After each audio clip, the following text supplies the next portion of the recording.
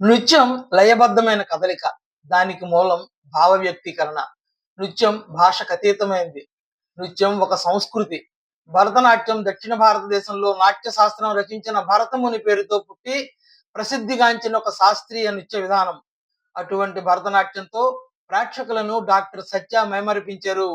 ప్రముఖ ఆధ్యాత్మిక పర్యాటక కేంద్రం రామనారాయణంలో శ్రీరామ వసంత నవరాత్రి మహోత్సవాల్లో భాగంగా జరిగిన నృత్యోత్సవం కన్నుల పండుగగా సాగింది. ప్రముఖ సినీ నటుడు సాయి కుమార్ కుటుంబానికి చెందిన డాక్టర్ సత్య సుమారు 1 గంట సేపు పవిత్రమైన రామనారాయణంలో అభయాంజనేయ స్వామి సన్నిధిలో స్వామికి నృత్యార్చన గావించారు.